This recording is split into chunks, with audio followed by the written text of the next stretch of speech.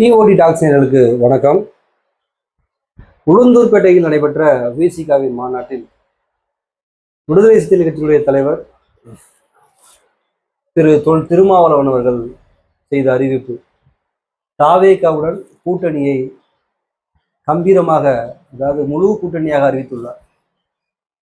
இது மிகப்பெரிய ஒரு எதிர்பார்ப்பை ஏற்படுத்தியதோட விமர்சனத்தையும் உள்ளடக்கியிருக்கு. இவ்வளவு அவசரமா இன்னும் உள்ளாட்சி தேர்தல் வரக்கூடிய ஒரு 6 மாதங்களுக்கு இருக்கக்கூடிய நிலையில இவ்வளவு அவசரமா அறிவிக்க காரணம் என்ன அப்படிங்கிற பல்வேறு வினாவோட இன்னைக்கு என்னென்ன சந்திப்போம். வணக்கம்ண்ணே. வணக்கங்களே. விசிகாவின் உளுந்தூர்பேட்டை மாநாடு வெற்றியா தோல்வியா? அது என்ன பொதுவாக கேள்வி வெற்றியா தோல்வி? மிகப்பெரிய ஒரு எழுச்சியான மாநாடுல இந்த தேர்தலுக்கு அப்புறம் நடந்த முதல் மாநாடு. அது கூட்டணி அமைச்சர்களை பங்கேற்றதுக்கு பிறகு நடந்த ஒரு இதுல பயங்கர வரவேற்பு இருந்துச்சு. அவரு நிறைய பேசணும் நினைச்சதோட பேச முடியாம போயிருச்சு. ஒரு கரூர் விபத்து மாதிரி நடந்துருமோங்கிற ஏற்பட்டுச்சு. மிகப்பெரிய ஒரு வெற்றியோட மாநாடு. அடுத்த நாள் போய் மாநாட்டில் அலௌன்ஸ் பண்ணிட்டாரு தாவேகா கூட்டணியில அங்கம் வைக்கிறேன்னு சொல்லி. அடுத்த நாள் சிஎம் விஜயை பார்த்து அதைத்தான் கேட்குறேன். இப்போ இன்னும் 6 மாத காலங்கள் இருக்கு உள்ளாட்சி தேர்தல் வருவதற்கான காலங்கள் இருக்கு.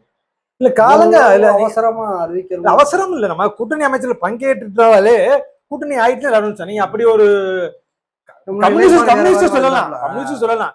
கவர்னர் ஆட்சி ஜனாதிபதி ஆட்சி வர்றதுக்காக நாங்க தடுத்ததுக்காக நாங்க வெளியே அதோட கம்யூனிஸ்ட் சொல்லிக்கிறலாம், அந்த நிலைப்பாட்டில் இருக்கலாம். பட் நீங்க அமைச்சர்ல பங்கேற்ற பிறகு நீங்க இந்த அரசால் ஏற்படுற நன்மை தீமை எல்லாத்தையும் நீங்க பொறுப்பாயிட்டீங்க. ஸோ நீங்க கூட்டணி தான், அது கூட்டணி இல்லைங்கலாம் கூட்டணி.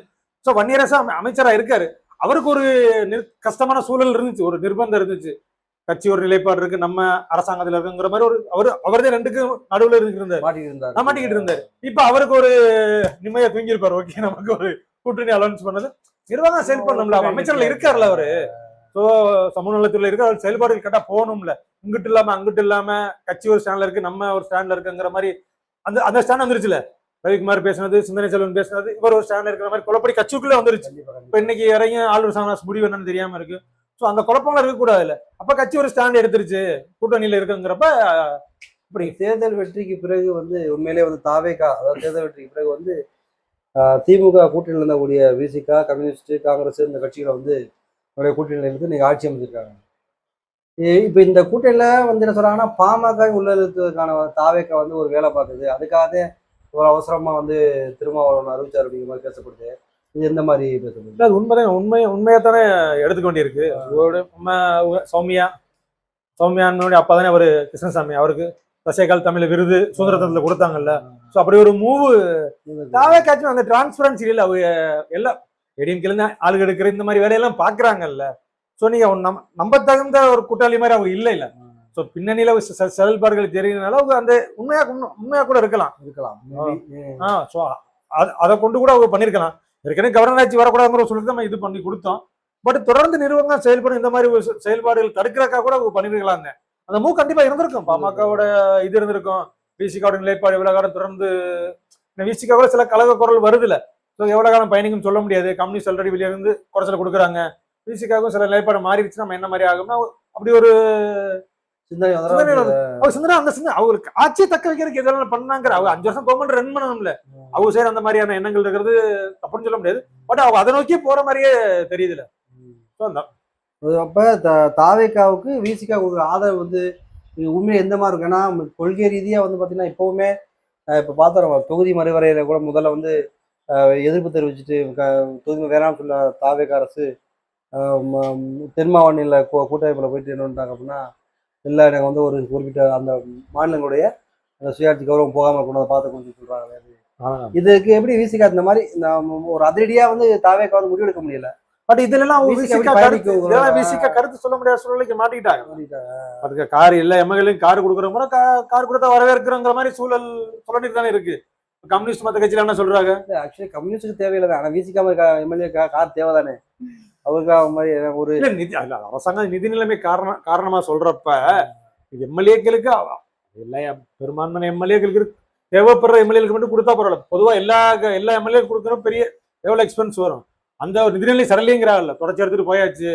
ஒரு நிதிநிலை சுத்தமா இல்ல, பெண்களுக்கு 2500 ரூபாய் கொடுக்க இல்ல, ஃப்ரீயா கொடுக்க எதுவும் இல்லைன்னு சொல்றப்ப இந்த மாதிரியான வருமானம் இந்த மாதிரியான செலவுக்கு மட்டும் எப்படி பணம் வருதுங்கிற வருது. அந்த ஒரு கொஸ்டின் வரும்ல.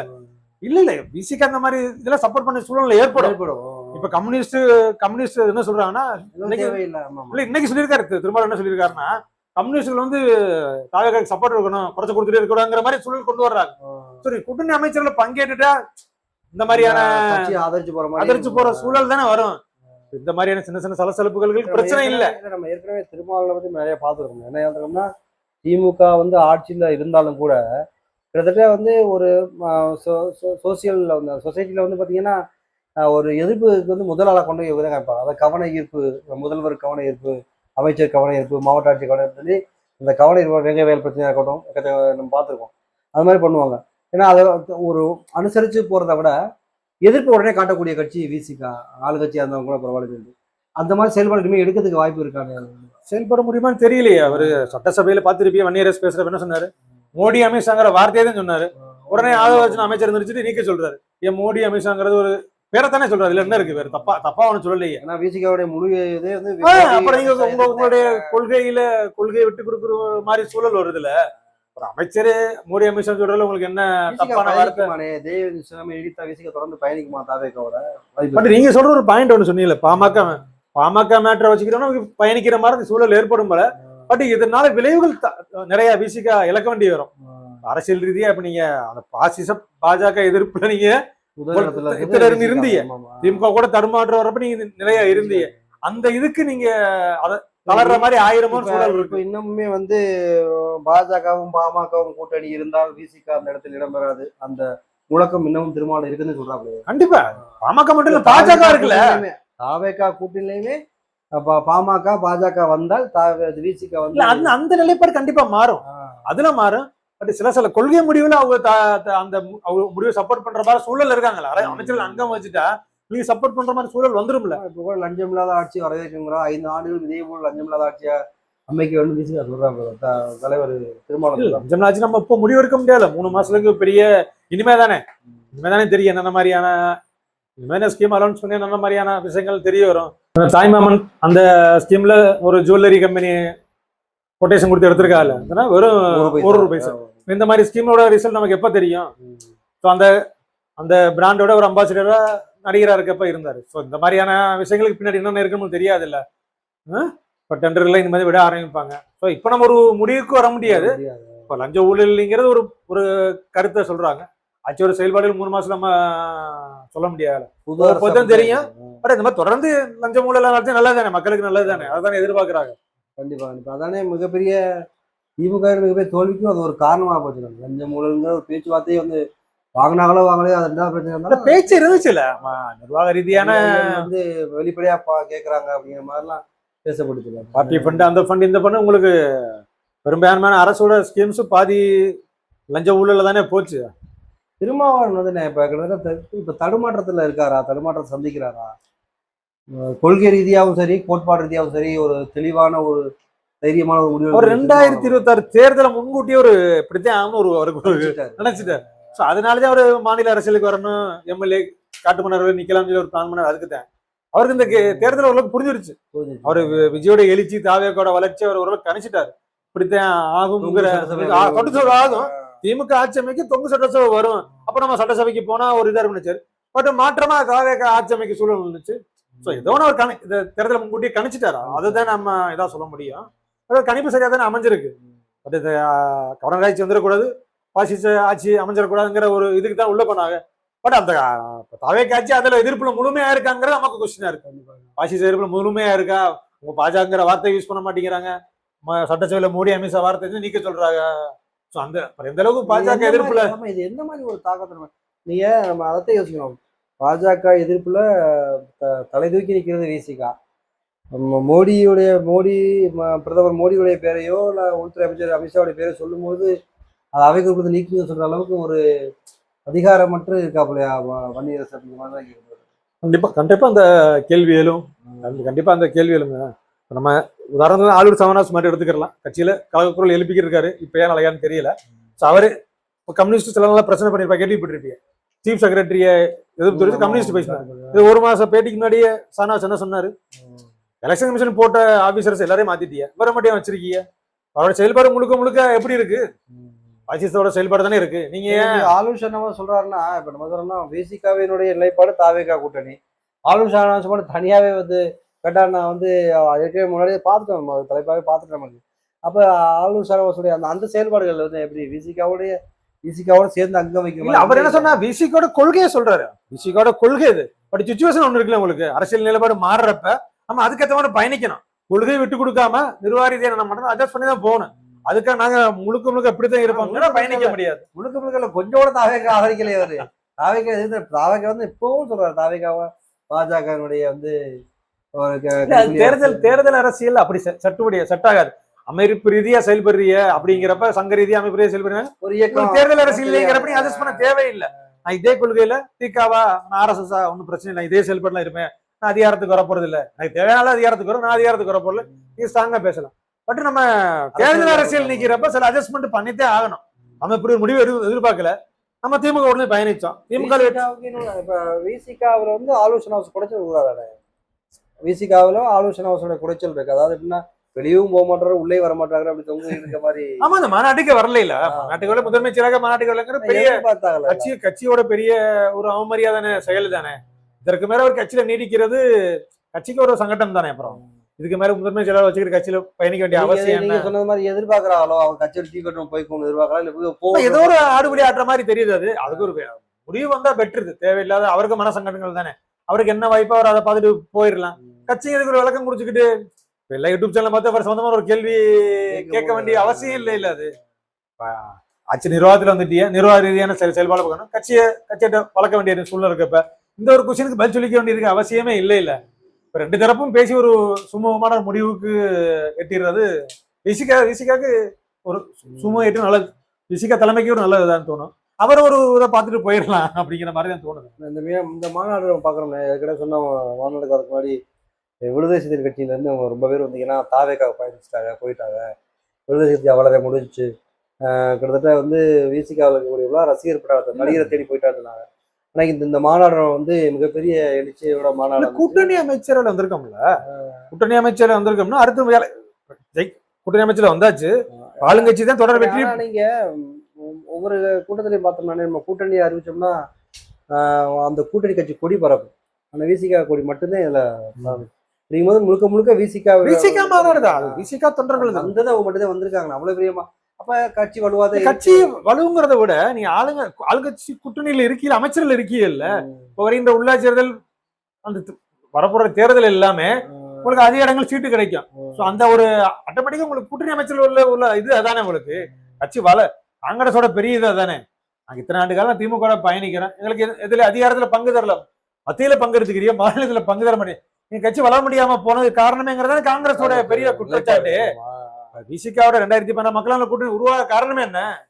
அதிகாரம் பெற்றாதானே கட்சி வளர முடியும். அதானே ஆட்சியிலும் பங்கு அதிகாரத்திலும் பங்கு வச்ச எவ்வளவு கட்சி பொறுப்பு மட்டும் எவ்வளவு இருக்க முடியும்? செலவழிக்கணும், கொல்லணும், அதிகார பொறுப்பு வரலன்னு எவ்வளவு கட்சியில நீடிக்க முடியும்? ஒரு கட்சியினுடைய ஆசை தானே. ஒரு ஆரம்பிச்சு எதுக்கு நம்ம தேர்தல் அரசியலுக்கு எது வர்றோம்? அதிகாரத்தை நோக்கி தானே வர்றோம். நம்ம அந்த அதிகாரத்துக்கு உண்டான இது கிடைக்கலன்னா எவ்வளவு காலம் நீங்க உங்க அடுத்தவளை ஜெயிக்க வச்சுட்டே இருப்பீங்க. அது நம்ம தவறு. திமுக செய்த எலெக்ஷன் கூட்டணி அமைச்சர் இல்லைன்னு டோட்டலா முடிச்சுட்டாரு. அதுல கொஞ்சம் இணக்கமா இருந்தா கூட கூட்டணிக்குள்ள நாடாளுமன்ற தேர்தல் எப்படின்னு இருக்கும். ஏன்னா இப்ப தாவேக்கா விசிகா கூட்டணியோட நாடாளுமன்ற சந்திக்க போறாங்க, இது எப்படி இருக்கு? ஒரு பெரிய குழப்பங்களா தானே இருக்கும். பட் இப்ப தாவேக்கா கூட்டணியே எந்த அளவுக்கு கம்யூனிஸ்ட் எந்த அளவுக்கு இதா இருக்கும், இப்ப விசிகா பாமக அங்கிட்டு போச்சுன்னா என்ன ஆகுங்கிற மாதிரி தாவேக்கா கூட்டணிக்குள்ளதானே இப்போ ஒரு கரெக்டா ஃபார்ம் கரெக்டா வரல இல்ல ஒண்ணு. பட் இல்ல தாவேக்கா கூட்டணியில முதல் கட்சியாக விசிகா, காங்கிரஸ் கட்சி உள்ள இருக்குன்னா முதல் கட்சியா அறிவார்ந்த சொல்றதுன்னா கொஞ்சம் அமைப்பு ரீதியா முதல்ல அறிவிச்சு ஒரு தலைவர் அறிவிச்சு கூட்டணியா போறோம்னு காங்கிரஸுக்கு அப்புறம் விசிகா போயிருக்கு. இது எப்படி ஐயூஎம்எல் போயிட்டாங்க. கம்யூனிஸ்ட தவிர மத்த எல்லாருமே திமுக உள்ள இருந்த அந்த 3 பட்டியும் இங்க வந்துட்டாங்க. இவங்க மட்டும் கம்யூனிஸ்ட் மட்டும் வெளியே இருக்கா அவ்வளவு. நேற்று கூட சிறுகாலம் எந்த பார்ட்டிலையும் அந்த கூட்டணியும் இல்லைன்னு கம்யூனிஸ்ட் ஓப்பனாவே டிக்ளேர் பண்றாங்க. பட் ஒரு தொடர்ச்சி தாவேக்காவோட செயல்பாடு இல்ல. 3 வருஷம் இருக்குல்ல, ஒன்னு எலெக்ஷனுக்கு ஒன்று குறைந்தபட்சம் 2.5 வருஷம் இருக்கிறப்ப அவன் கூட்டணியை பத்தி பெரிய அளவுல பேச முடியாது. மத்தியில என்ன மாதிரி மாற்றங்கள் வரும்னு சொல்ல முடியாது இல்ல. போக வந்து விசிகாவுடைய அந்த அதிகார பங்கு வந்து அதிகமாகுமா? கண்டிப்பா கண்டிப்பா கண்டிப்பா கண்டிப்பா. அந்த உள்ளாட்சி தேர்தலில் முடிவு தெரியும். இப்ப 2 எம்பி இருக்காங்க, கண்டிப்பா ஒரு 4 சீட்டு கூட எம்பிக்கு கேட்கக்கூடிய வாய்ப்பு இருக்கும். அடுத்த எம்எல்ஏ எலெக்ஷனுக்கு 10-15 சீட்டோட இனி போக போக விசிகாக்கு வளர்ச்சியா தேவை. வளர்ச்சியை நோக்கிதான் அவங்க எதிர்பார்த்தா அந்த இதுதானே கூட்டணி அமைச்சர், அது நல்வாய்ப்பா தாவேகா மூலியமா கிடைச்சிருக்கு. இனி விசிகா தவிர்த்துட்டு தமிழ்நாட்டுல அரசியல் இல்ல. ஒரு காலத்துல பாமக எந்த இதுல இருந்துச்சோ அந்த இடத்த விசிகா பெற்று அதை தாண்டி போகக்கூடிய சூழல் வரும். அவர் சொன்ன மாதிரி ஆளுங்கட்சியில இருக்கிறோம், ஆளுங்கட்சி ஆட்சி அமைக்கிற அளவுக்கு அந்த அளவுக்கு உயிர்ப்பான தொண்டர்கள் இருக்கா இல்ல. வட மாவட்டங்கள் இருக்கு, அதே மாதிரி தென் மாவட்டங்கள் அந்த அளவுக்கு செயல்பாடு இருந்தா இன்னும் கொஞ்சம் அவங்களுக்கு கட்சிக்கு கொஞ்சம் இதா இருக்கும். விசிகாவினுடைய சொன்னோம்ல விஜயின் வரைக்கும் தேர்ந்துச்சு விசிகா மாநாடை பார்த்துட்டு வெற்றி பெற்றுட்டோம். இப்போ இந்த மாநாடு என்ன உணர்த்துது ஆக்சுவலி? ஏன்னா இளைஞருடைய முன்னாடி வந்து பார்த்தீங்கன்னா திருமாவளவன் அறிவிப்பு சொன்னால் அதை அடங்கி இருந்த ஒரு இயக்கம். கிட்டத்தட்ட இப்போ இந்த மாநாட்டில் வந்து இளைஞருடைய ரொம்ப ஒரு ஆக்ரோஷமாக இளைஞர் அதிகமாக கலந்துக்கிட்டாங்க, அதனால வந்து கேட்க முடியல அப்படின்னாங்க. இதுக்கு அவரே என்ன பதில் சொல்றாரு அப்படின்னா, நான் வந்து வெளியில இருந்து அது வரைக்கும் அமைதியாக இருந்த கூட திருமாவளவன் பார்த்தோன்னா வந்து மிகப்பெரிய எழுச்சியாக கத்துச்சு, அதை அடக்க முடியல அப்படின்னு இருக்கிறாங்க. இது எப்படிண்ணே இது அந்த இது மாறுதா? மாநாட்டோட முக்கிய எழுச்சியோ தாவேகா கூட்டணியை அலௌன்ஸ் பண்ணுவாங்கிறது காரணம் என்ன, இங்க டிக்ளேர் பண்ணியே ஆகணும், நம்ம தாவேகா கூட்டணியை கன்ஃபார்ம் பண்ணாம இருக்கோம். இந்த கூட்டத்தோட முக்கிய எதிர்பார்ப்பு அதுதான். ஸோ அந்த கூட்டத்தோட எதிர்பார்ப்பு அவர் நிவர்த்தி செஞ்சுட்டாரு. இனிமே நீடிச்சு கொண்டு போக கூடாது. தொண்டரோட எதிர்பார்ப்பு அதான் தானே இருந்துச்சு. எலெக்ஷன் முன்னாடியே பேசினா தானே தாவேகா கூட்டணி போயிருக்கலாம், தாவேகா கூப்பிட்டு நம்ம போல, அதை வரிச்சுனா துணை முதல்வர் தர்றோம்னு சொல்லி நம்ம போகல, வாய்ப்பு இருந்துச்சுங்கிற மாதிரி. பட்டு அவர் ஒரு வார்த்தையோட விட்டுருந்தார்ல, RSS பெற்றெடுத்த குழந்தைங்கிற மாதிரிலாம் ஒரு இது அவர் அந்த ஸ்டாண்ட்ல இருந்த விமர்சனம் பண்ணாரு. நல்லா பண்ணாரு, அதெல்லாம் இது சொல்லக்கூடாது. ஏன்னா அது காரணம் தெரியல. காங்கிரஸ் அங்கே கூட போயிருச்சு, அப்புறம் கம்யூனிஸ்டோட முடிவுலாம் பாக்குறப்ப சரி அந்த செயல்பாடு எதுவும் அவங்கள்ட்ட இருக்காங்கிற முடிவுல எடுத்து போனாங்க.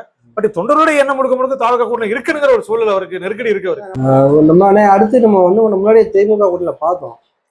அந்த 2026 சட்டமன்ற தேர்தலுக்கு விசிகாவுக்கு சீட்டு ஒதுக்கும் போது என்ன மாதிரி ஒரு இந்த ஒரு என்ன சொல்றது கிட்டத்தட்ட ஒரு கூத்து அப்படின்னே சொன்னாங்க. விசிகா வந்து ரொம்ப திருமாவளவன் வந்து கலங்கடிச்சிட்டாங்க, ரொம்ப திருமாவளவன் ஏமாத்திட்டாங்க, போட்டு அவரை வந்து அலைய வச்சுட்டாங்க. அது அதனுடைய தாக்கமே வந்து திமுக ஜெல்லால கூட்டணியே ஜெல்லாக மொத்தமா போயிருச்சுல. காங்கிரஸ் ஆரம்பிச்ச பிரச்சனை அது விசிக்கு அவரையும் தொடர்ந்து இதாகிட்டு தான் இருந்துச்சு. அதுதான் அந்த கூட்டணி ஒரு கடைசி டைம்ல பொருந்தாம போயிருச்சுல, அதோட முடிவு எதிரொலி தானே அது. பொருந்தா கூட்டணியே போயிருச்சு. அதுதான் அதுக்கப்புறம் போஸ்ட் எலெக்ஷனுக்கு அப்புறம் எல்லாரும் பிரிஞ்சு போற ஒரு சூழல் வந்துருச்சுல. தாவேக்காக முழு சப்போர்ட்டா இருக்கக்கூடிய இப்ப சூழல்ல இது கண்டிப்பா. நீங்க சொன்ன மாதிரி அமைச்சரவை இடம்பெற்று ஆளுங்கட்சிக்கு ஆதரவு இல்லாம எதிர்கட்சிக்கு ஆதரவாக செயல்பட முடியாத ஒரு சூழ்நிலை இருக்கிறதுனால. பட் தாவேக்கா பிஜேபி எதிர்ப்புல என்ன ஸ்டாண்டு, மத்திய அரசோட எந்த அளவுக்கு இணக்கமா போறாங்க, அதைத்தான் யோசிக்கமா இருக்கு. ஏன்னா பாஜகவை முழுவதுமா எதிர்க்கிறது விசிகா. இதுவரைக்கும் பாஜகவை எதிர்த்து ஒரு வார்த்தை கூட பேசல. மோடி தேவைப்பட்டா எதிர்ப்புங்கிறாங்க. அவங்க தாவேக்கு எதிர்க்குமா கொள்கை எதிரிதான் வச்சிருக்காங்க, தேவைப்படுறப்ப எதிர்ப்புங்கிறாங்க. அது எப்ப அவங்களுக்கு தேவை வரும்னு புரியல. அதுன்னு ஒவ்வொன்னா வர்றப்பையும் அமைதியா இருக்கிறப்ப வரையில முதல்ல ஒரு முடிவு அப்புறம் ஒரு முடிவு எடுக்கிறாங்க. என்ன காவேரி பிரச்சனையிலையும் வந்து ஒரு நிலைப்பாடு வந்து உச்சநீதிமன்றம் சொல்ற வரைக்கும் வெயிட் பண்ணிக்கிட்டு இருக்காங்க. ஒரு 6 மத்திய அரசு ஒரு பதிவோட சொல்லல, அதையும் விமர்சனம் பண்ண மாட்டாங்க. நீட் தேர்வுலையும் மத்திய அரசுக்கு எதிராக வந்து ஒரு நல்ல முழக்கம் எழுப்பவும் விட மாட்டேங்கிறாங்க. நீட் தேர்வுகளுடைய ஆதரவு இருந்தாலும் கூட அதுக்கு ஆதரவா திக போன்ற இயக்கங்கள் போராடும் போது அதுக்கும் தாவேக்கா எதிர்பார்க்குது. இப்ப எப்ப அதுல பாஜக தாவேக்கா வந்து அந்த மாதிரியான கேள்வியில சந்திச்சுக்கிட்டு எதிர்கொண்டு சங்கடத்தோடய பயணிக்கிற அமைந்தது இல்ல இருக்கும் போல. ஏன்னா அவங்க அந்த அளவுக்கு எதிர்ப்பு இல்ல மத்திய அரசோட இணக்கமாத்தான் நிர்வாகி இணக்கமாத்தானே போவணும்.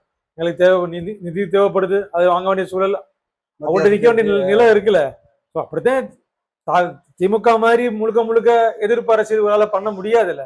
இங்கேயும் மெஜாரிட்டியான ஒரு புதுசா வந்திருக்கா, வேற ஒண்ணு மெஜாரிட்டி இல்ல. அந்த சூழல் இங்கேயும் ஒரு சிக்கல், மேலே ஏத்துக்கிட்டு அரசியல் பண்ண வேண்டிய இது இல்ல. திமுக இருக்கட்டு அதிமுக இருக்கட்டு ரெண்டையும் பேலன்ஸ் பண்ணி கொண்டு வேண்டிய அரசியல் சூழல் இருக்குல்ல, இருக்கு. சோ எல்லாத்தையும் அவங்க சைடு உண்மையிலே வந்து திருமாவளவன் அதையும் புரிஞ்சுக்கிறேன். கம்யூனிஸ்டுகளுக்கு தேவையில்லை, அவங்களுக்கு முழுக்க அந்த நிர்வாக மாற்றங்கள் கொள்கையில அவங்க சமரசம் பண்ண மாட்டாங்கல்ல.